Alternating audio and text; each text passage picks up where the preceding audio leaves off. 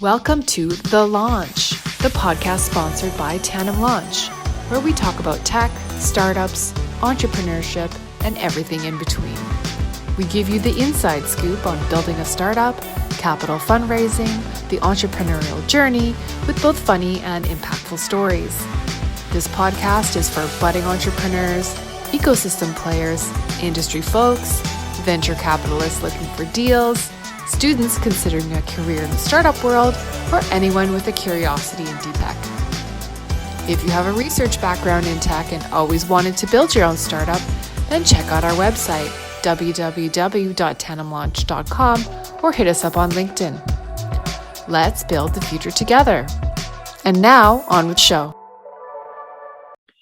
Welcome, everyone, to another episode of The Launch podcast sponsored by The Launch. I'm Bobbi Bidochka, your host, and today joining me is Chris Alliegro, managing partner of MetaVC. Thanks so much for being here, Chris. You bet. My pleasure. So let's just start the whole, tell us a bit about yourself and your background and how you got around to MetaVC. Oh, well, it's a long and twisted tale, but it sort of began in the 80s. I went to graduate school for physics. I was a particle physicist by training, which was, kind of a fun and interesting intellectual thing to take on, but of practical use to pretty much nobody. And so I did my 5 years of grad school. I did a postdoc for 2 years, and then decided I wanted to work somewhere in industry rather than academia. So I made kind of a natural transition from working on, the lowest level of particles in physics to the phone company. I took a job at Bell Labs in New Jersey in early 90s. And honestly got bored there really quickly. It kind of was a big company environment and very much different than the experience in grad school, where you're pretty much doing everything yourself, from soldering wires to writing computer code and analyzing data and all of that. And so I got bored pretty quickly, and after 2 years, shot a resume out to this interesting little company in Seattle called Microsoft. Didn't hear anything back for a couple of months, and just figured they blew me off. But I finally got an invite out there in March, and I went through probably the most grueling interview experience I've ever had in my life. It was we started at 9 a.m. and it didn't wrap up till almost midnight. I think I met half the people in Microsoft. Yeah, it was nuts. Wow. And but it turns out that's a good thing, right? Because they're handing you from group to group, and it becomes a thing of, well, can we like you, and where do you think you might want to fit? And so I got a call the next day that said, well, there are three groups that would love to have you join. And one of them was MSN. And it was right at the initial launch of Windows 95 in MSN. And so I jumped at that opportunity, and it was really great. Very, very happy I made that decision, because among other things, I did have an opportunity after a couple of years to present to Microsoft's executive committee. And on that executive committee, of course, was Bill Gates and his CTO at the time, Nathan Myhrvold. So made an early connection there at Microsoft, presented a number of times, and which was a great experience, although terrifying often for a young guy to present to that group of people. But I never got thrown out of the room, so I took that away as sort of a victory, and really enjoyed it. And so anyway, fast forward about 10 years, Nathan left Microsoft. He formed a company. Nathan Myhrvold formed a company called Intellectual Ventures in early 2000s, and I had an opportunity to join him in 2009, which I did. So I joined Intellectual Ventures in 2009. And eventually, after a couple of years, wound up running a fund at Intellectual Ventures called the Invention Development Fund. And I ran that for about 6 years. And eventually we decided that fund made more sense, not as a financial return fund, but as an operating company. So we spun it out of IV. And at that point, I decided, rather than to stay with it, I was going to take a couple of years off and pursue my side gig as a race car driver. So I did that for a couple of years, and had a great time. And but in 2018, 2019, I was invited to come back to Intellectual Ventures and run a family of funds called the Invention Science Funds. There was an Invention Science Fund 1 and Invention Science Fund 2. And I decided to do that mainly because they offered me the challenge of raising a third ISF fund. And so that was a big part of what, I joined to do, is to raise this third fund. And so we started working through, what does ISF3 look like? What does it make sense to do? And over the course of, we spent a lot of time thinking about what other new areas could we go into, and what, where else might we invent and invest and all that kind of stuff. At some point, I kind of looked at it and said, we've got this one area that the invention science family of funds had kind of brought into the market, nobody had done before. It's called MetaMaterials. And they did, really phenomenally well. They launched, before I joined, ISF1 launched about 5 or 6 MetaMaterials companies. And then when I joined, we launched another 5 or 6 MetaMaterials companies in ISF2. And they all did well. They're all still operating. We've had one, gigantic exit. And so, the technology showed real promise. And it was clearly an asset of value, and perhaps the most valuable asset that I saw we had in ISF. And so I thought, well, what about the idea of doing a fund dedicated to just exploring and exploiting the field of metamaterials beyond, what we had done in that original wave of companies. And so that was kind of the genesis of MetaVC. Again, over the course of trying to figure out what made most sense and how to structure it and how we would move forward and operate it, I concluded that it probably made more sense to have it as an independent venture vehicle outside of IV. IV is not, it's not a venture capital structure or fund. It's a different structure, and so there were some restrictions in terms of how we could operate. And I wanted to address some of those things and again, make it look much more like a venture thing. And so, talking with Nathan and investors in ISF, we decided that made some sense. And so we basically said, let's go forward. Let's do a fund dedicated to the field of metamaterials, and let's do it as an independent venture capital vehicle outside of IV. And with Nathan's blessing. Nathan's an investor in the fund. He's also our sort of chief strategy advisor. Nathan is he's a brilliant guy. He's a physicist as well. Started studying under Stephen Hawking, and I credit Nathan. Yeah, wow. Sorry.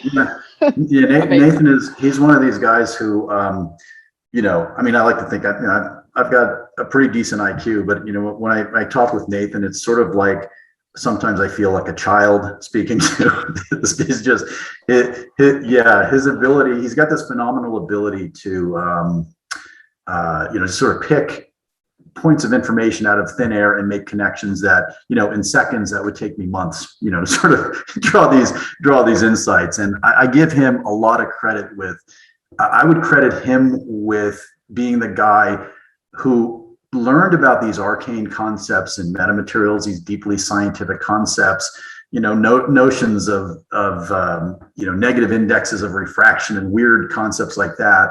And he would hear this stuff and he'd go, "Oh, I get it. We can build a flat panel satellite dish." And you're sitting there going, "What? Huh? How did you do that?" But that's kind of Nathan's gift, is this ability to draw insights and conclusions from sparse information that might take the rest of us a very long time to get to. And so again, it was important to me as we developed this idea for MetaVC, the fund, that I didn't lose my connection with that brain with Nathan. And so he's happily agreed again to be our sort of chief strategy guy, and he's also an LP in the fund. Amazing. Okay, well this is a great segue then. Maybe just tell us a little bit more. So now we know MetaVC is a thing. So what is MetaVC as its own entity now? Yeah, so we're so we did a first close. We're aiming for a $100 million fund, an $80 to $100 million fund.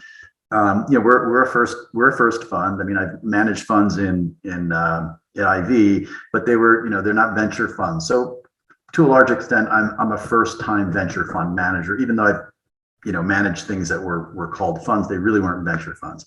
And the same deal with my partner Conrad Burke. another physicist, very, very bright guy.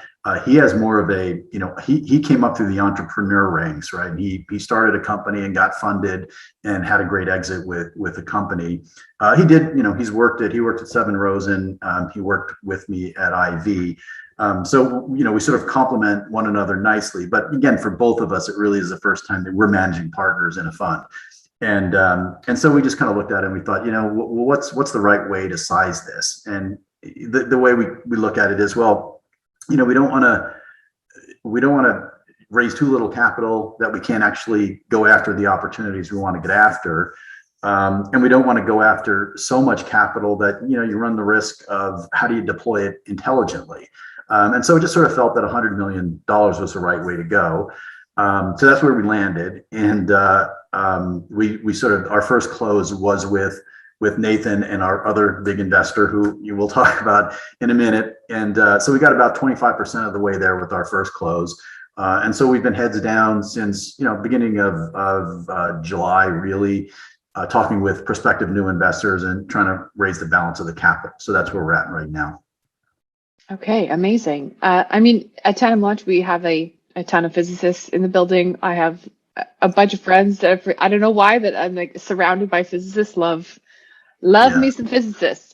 Well, it's really as I credit what I learned as a physicist, I think, with whatever success I may have had in my career. And I think one of the main things you learn a couple things. One, you become very curious about the way things work and the way the world works, right? And that I think always, in anyone's career, having a real, sort of energetic curiosity about stuff and how things work is super, super important. And then the other thing that you learn is how to solve unstructured problems, right? So you're not spoon-fed, hey, solve this math thing for me. It's okay, we need to figure out how do we build a detector to figure out if there's, charged kaon particles going through it. And there's no manual for that, right? And so, like I said earlier, you wind up, kind of learning everything and doing everything. So I think it's a great, I think you often find that sort of the mentality you develop as a physicist coming up really does oftentimes serve you well, particularly the stuff that we do, which is, early stage company building and investing, where again, there's not necessarily a roadmap and you're constantly kind of adjusting and trying to figure out, what is the right approach, what is the right vector into the market, and really what is my product, and who are the consumers for that product. Again, it's not, you're just a lot of times just figuring all that out on the fly.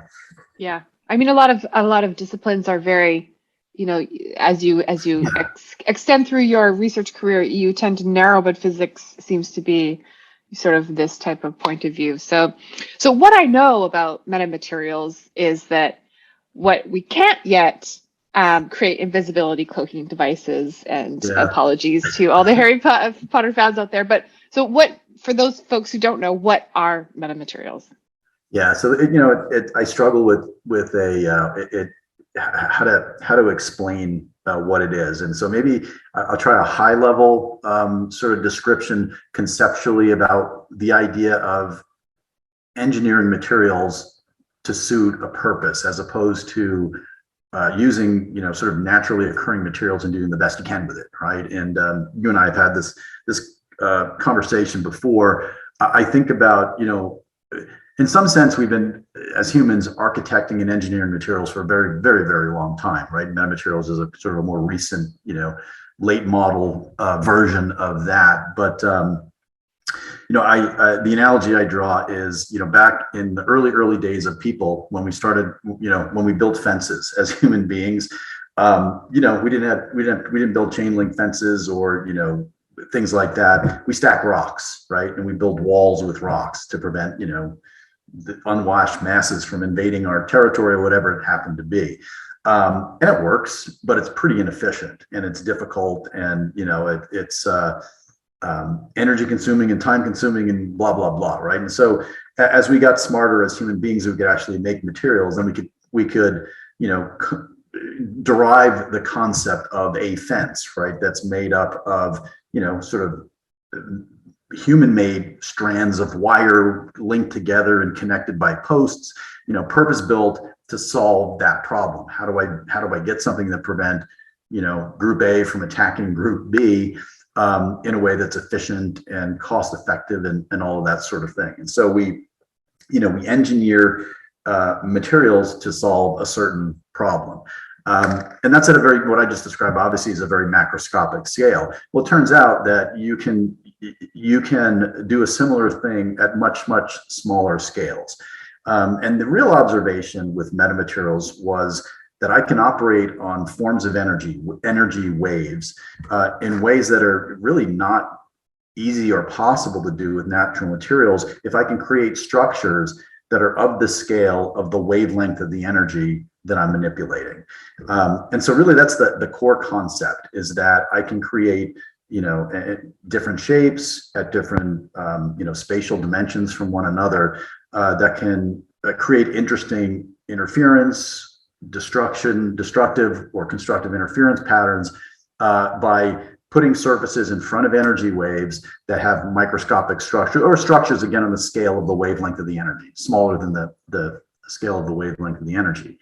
And that really was, that was kind of the core observation, that I can steer energy, I can control where it goes, I can focus it in very interesting ways, and in ways that are often very difficult or very expensive to do with naturally occurring materials. So again, back to that analogy of a stone wall versus a fence. Rather than using naturally occurring things, I can engineer tiny little structures that do a better job of manipulating energy than maybe naturally occurring materials can do. So that's kind of oftentimes I feel that's about the best I can do in terms of the description, because it does get very quickly into, you're looking at microscopic pictures of tiny little structures on a surface. And it's like, how does that do anything? But that's basically the idea, is if you can place structures on a surface that where the structures, the size and spatial separation of those structures are of the order of sort of half the wavelength of energy, you can do interesting stuff to the energy. Yeah, I mean, it's very easy to go down the physics rabbit hole there. But so maybe do you have any like everyday examples that a regular person can relate to? Yeah, I think that's probably the right way to think about it. Rather than try to wrap your brain around what's happening at a microscopic level. But one thing it occurred to me at one point was that in our early work, we really focused on radio frequency. We focused on radio frequency because the wavelengths are larger than other types of electromagnetic energy, and thus the structures are a little bit bigger, right? So just in terms of manufacturing materials to do what we wanted to do, it's easier to work with macroscopic, bigger structures. And so the core concept is that I have the ability to have a lot of control over how I steer energy, right? And it's back to that sort of intuitive leap that Nathan made, that if I had the ability to push energy out and have a great control over which way it goes without moving parts, and if I have effectively a way of looking in different directions with a surface without having to move the surface, I can solve a lot of interesting problems. And that first recognition was applied to the idea of collecting satellite signals, right? And so if you look at a boat today, and the boat has satellite communications when it's out in the water, it's looking at satellites, maybe bringing TV signal or whatever. You see these gigantic, basically radomes with enormous antennas in them. And as the boat is kind of bouncing around and moving over waves and changing direction, that antenna is physically moving in real time to stay focused on the satellites it needs to be staring at. And so that implies that, well, one, you've got gigantic antennas, and two, you've got a lot of heavy machinery in there to move that thing around very, very quickly to focus on where you needed to focus on the sky. And so the magic of MetaMaterials is that, well, can I do that without moving anything? Can I do that with a smaller surface? And just by, sort of maybe changing bias voltages on an antenna element, I can, as the boat's bouncing around, electronically tell it, look over there. Oh no, now look over there, look over there, look over there, without losing the signal and without having big motors and giant antennas and moving parts. It turns out you can do that. And so there's a company that we launched out of ISF1 called Chimeta that is building exactly that thing. So that's sort of a kind of a first practical example of how you take advantage, kind of the core scientific concepts of metamaterials. And again, when we first started, it was really all about working in domains where the wavelengths were a little bit longer, just because it was easier to manufacture the metamaterial surfaces. Well, as we've gotten smarter over the last 10 years, and as we get smarter and smarter about it, we realize, well, I can work on electromagnetic energy of different frequencies. I can perhaps now work in the visible light spectrum, where the wavelengths are much, much smaller and the frequencies are much, much, much higher, which implies that the structures I need to manufacture are much, much smaller, right? So you have these manufacturing challenges. But now we're now in a place where the research we've done over the last really 20 years and the commercial work we've done over the last 10 has led us to the point where we understand how to model these things, and we understand how to build these surfaces with much smaller structures on them. And so now you get into the realm of, well, I can manipulate visible light. And what does that mean? It means I can create a lens that isn't made of glass, right? And I can create effectively a two-dimensional lens and have focus capabilities, and steering capabilities with that lens that would require multiple pieces of glass in a thing to have the same effect. And so the practical example there would simply be, one, look at any device that we've got today that has a camera in it, right, and has glass optics in it. Theoretically, I can do anything that device does in metamaterials, but I can do it more efficiently in a smaller form factor, lighter, so on and so forth. And I'm going to say that it makes sense for me to replace every camera element in my phone with metamaterials. But there are certain places where, in the practical world, we look today and realize, man, that's a really silly device, because it's required that I've got optical stuff in it. And the one that I quote probably most frequently, and it's a company we're working on right now, is virtual reality headsets. And if you're a gamer or you're into, I use a virtual reality headset before I go to a track to learn the track, right? When I'm race driving. Yeah. And I'll sit in the simulator for an hour or 2 hours with this big, heavy, goofy thing hanging off of my face, sweating, and it's unpleasant after a while. And the reason that the thing is big and heavy and bulky is because it's got lenses in it. And well, what if I could take all those glass optics out of that device and replace it with two-dimensional metasurfaces? Then all of a sudden I've opened up the possibility of having a VR headset or display that looks more like a set of glasses that's much smaller, much lighter, much more comfortable. Oh, and by the way, as it turns out, it'll work better, right? Because one of the challenges that we constantly see in things that require optics, it's very difficult and expensive to make an optical device out of glass that is really pure, right? That doesn't introduce what we call chromatic aberrations. And chromatic aberrations just tend to be, you'll wind up seeing a wash of red or blue or green across the screen, or without diminishing the intensity of the light and reducing the brightness. And so not only do I get rid of the goofy headset and replace it with something small, compact, and more comfortable, the performance is better. So, that's another real world example of the kinds of stuff that we can do with metamaterials. And again, it's in the domain of working in visible light. And we're able to do that now because, again, there's been just 20 years of great research, 10 years of really important commercial development work done on these concepts. Wow, amazing. So, fun question. Even though we can't have invisible cloaks yet, still holding on to that one. Hang on. Yeah, it might happen.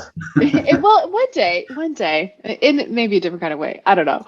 But if you could have any superpower of some kind, which one would you have and why? Oh gosh, that's an interesting one. I don't know so much about like supernatural powers. Could I fly or have crazy strength? I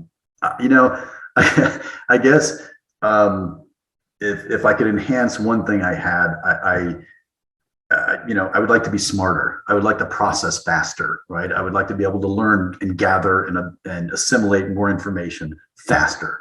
And so I think that probably for me, I'd love to be able to read through technical papers in minutes rather than hours, right? And assimilate those concepts, and then be able to make leaps in terms of, I'm reading a scientific concept. Here's how I might practically apply that, really, really fast. The better I get at that, I think the better I am at my job. And so, yeah. Like the Flash, he just, and then exactly. He goes so rather than running really fast, it would just, can I just absorb information faster? Can I get smarter faster? I think that probably for me would be more important than running really fast, especially at my age. Yeah, I don't care so much about running. I would like to be able to transport. That's a good one. Yeah. Because that would be. I like doing lots of different things, and the travel time is like such a drag. Yeah. So and that's a good one, right? Because it's sort of gets to this existential dilemma we have as human beings, that we're trapped on this tiny little rock in the middle of a tiny little galaxy among a gigantic universe of galaxies, and you just don't know what's out there, right? And you kind of, and particularly as a physicist, you begin to realize that the scale of the dimensions and the limitations that we have in our ability to move, it will make it impossible. We'll die not knowing what's out there, right? And the next generation will die without knowing what's out there, and that's a tough pill to swallow sometimes. So that would be a good one. Yeah. Well, I mean, yours is actually, that's not that far away. So this one, I'm confident that I will see techniques and things that we'll be able to wear and do and download and whatever. Like, I'm willing to be patient zero in any case. If someone can enhance my cognitive performance, or all brain performance, yes, I'm like, sign me up. I'm so down. Yeah. Well, it's funny. We, there are people work on those sorts of things, and notion of stimulating certain nerves in your body that make your brain more plastic and absorb information faster. That does exist. And, those are, among other crazy things we worked on in ISF, we did work on something like that. It's a smart helmet. You put it on, and, you practice your guitar while it's stimulating your brain, and you can pick up guitar faster, or whatever it happens to be. Yeah, I love that stuff. I'm so down. So I noticed on your press release, when you announced MetaVC, that Bill Gates was mentioned. So now we get around to the Bill Gates question. Yeah, I know people are going to want to know, so I'm going to ask, was it you just received a contribution from him, from the foundation, or is he actually involved somehow? It's not. Yeah, and it wouldn't be through his. So Bill has got he does a ton of different things, and obviously probably one of the things that he does that we hear most about is his philanthropic work through his foundation. But he also he separates the two things, obviously, but he also does a lot of private investing in things that he thinks are cool, right, and that could have impact. And I consider him a hero of mine because of that curiosity and that desire to, one, I'm going to become very wealthy, and then I'm going to spend the rest of my life figuring out how to use that wealth to do good stuff, right, on the foundation side. And then I've got this other part of me that's just really curious about technology, and particularly technology that could benefit,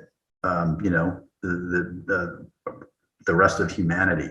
And he spends massive amounts of time, just thinking about those things and directing where things go. And so, we were very lucky at Intellectual Ventures that Bill was an investor in the work that we did there, and just by his nature, he's never a passive player. It's never, here, I write you a check, have fun. And it almost doesn't matter how big or small the check is. He wants to know what's going on. And so we did, I did, and personally had, very much the benefit of being able to interact with him and benefit from, his insights and his gigantic brain at Intellectual Ventures. And so, that was a terrific thing and opportunity, for me and for us. And, yes, as you pointed out, he's an investor in MetaVC. And, again, he's more than just a passive investor. We talk with his investment team almost every day, and once we get going, I fully expect that we'll probably review what we're working on with him several times a year. And again, he's just got this.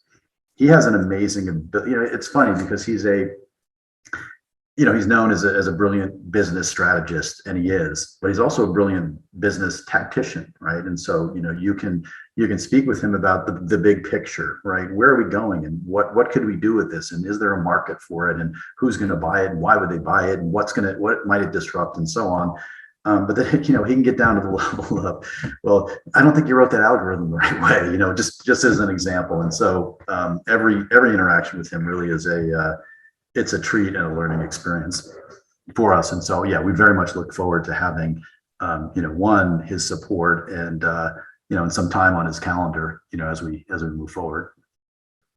Yeah, I mean, only good things can come from that. That's for sure. Yeah, indeed. Incredible opportunity. So then, this is your opportunity then to share with the world. What are you looking for? What do you need? What are you asking? Yeah. How can people help? So, really at this point, it's early days for us. We are investing. We do have our first close of capital, and we're making some bets. And so, from that perspective, I would invite anybody who's curious about the field of metamaterials, whether you're in academia, and at a university, looking at something that's really interesting, or somebody's beginning to start up a company. We'd love to know what you're up to, right? And there may not be a lot of room at the moment in what we have in terms of committed capital, but that's going to change over the next 6 months as we complete our second close. And so I would love to know, and it's part of my job to know what's going on in the field, right? And have a good sense of what work going on in the field is approaching that point of transition from R&D into commercial viability. And so, I would happily talk to, meet, spend time with anybody, whether again, entrepreneur, somebody, a principal investigator or professor, whatever, who's working in the field, who's got this passion to see what they're working on wind up in a real world sort of example product, service, or something like that. So that would be kind of prong number one. And then prong number two, of course, we're trying to raise money and to do this work and really explore where we can go with the field. And so,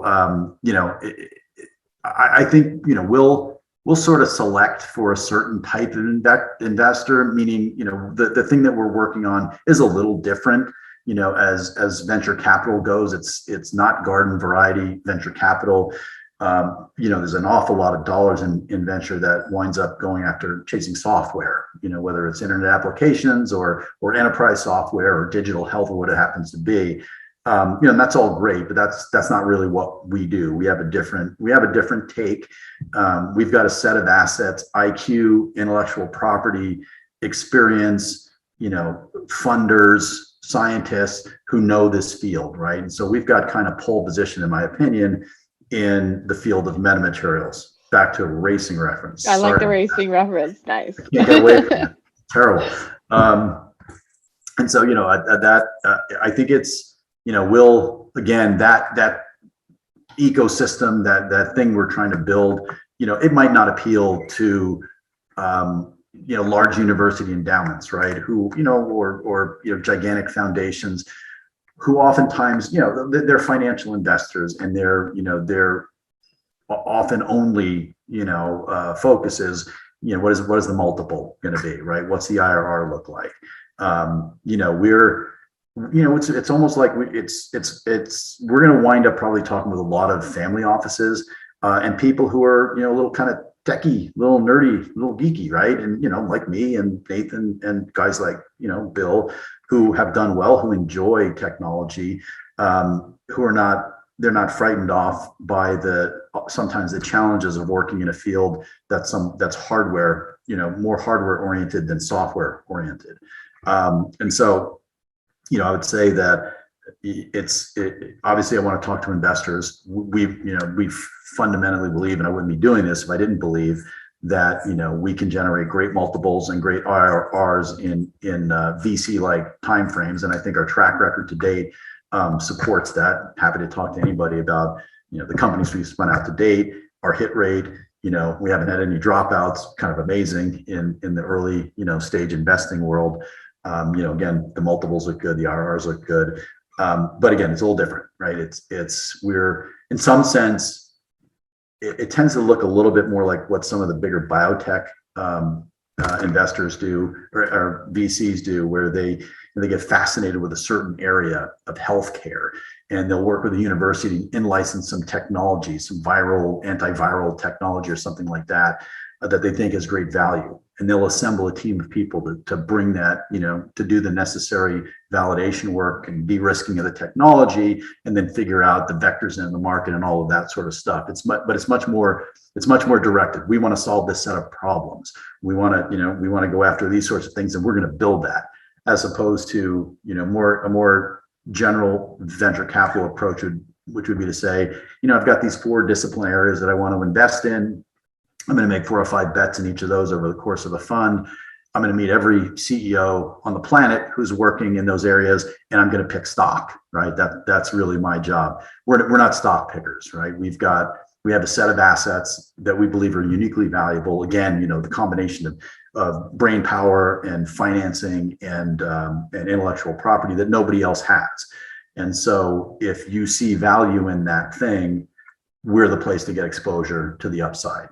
So again, a little bit different than you might position it with, if you were a more traditional venture capitalist. I believe that approach, some investors will find very interesting and very appealing. Again, folks who have that, that real interest in tech and seeing tech develop and seeing what you can do with it, have more of an interest in that outcome than purely sort of financial returns.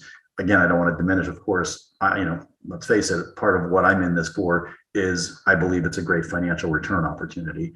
But again, I sort of believe that, we'll select for a certain type of what we put together, we'll select a certain type of investor. And so, if that sounds interesting, again, it's early days of the explosion of a new field, always a great place to be. Mm-hmm. If you believe what I'm saying about the possibilities and the scale of the potential disruption of this technology, this is the place to get exposure to it. Amazing. So how can people get in touch with you? That's a good one. And so I just thought maybe I'll just pull up my business card, see if I can share my screen. Is that helpful? Yeah, go for it. Yes. And so for those who are listening via audio, it's Chris.Alliegro, Alliegro at metaventurepartners.com, or visiting the website metaventures.com. And I'm also on LinkedIn, as most of us are. And I've met some really fascinating investors and companies just via sort of cold drop-ins via LinkedIn. People, saw maybe the article in the Wall Street Journal that talked about what we were doing. And I think sometimes it's a little weird to sort of cold drop in on somebody in LinkedIn, but I've met some really great folks that way. So. Oh yeah, me too. I do it all day long. Email me directly or hit me up on LinkedIn. That works too. Fabulous. Okay, great. Well, thank you, Chris, for joining us and jamming about MetaMaterials. My pleasure. Hopefully I didn't confuse people more than I helped explain what it is, but it's, you never know. You did a great job. But then it could possibly open up a conversation in the future. Thank you very much to our loyal listeners. Your time is always appreciated. You can follow us on social media. Hit us up on LinkedIn, Facebook, Instagram, and Twitter. And don't forget, if you have a technical background and you want to create your own startup, hit me up on LinkedIn and I can tell you about all the incredible opportunities at Tandem Launch. So ciao for now. Thank you for listening. We hope you had fun and gained valuable insights. Why don't you subscribe to the Launch Podcast today? You can share the podcast, tell a friend, and follow us on social media. If you have a research background in tech and always wanted to build your own startup, then check out our website, www.tandemlaunch.com, and get in touch today.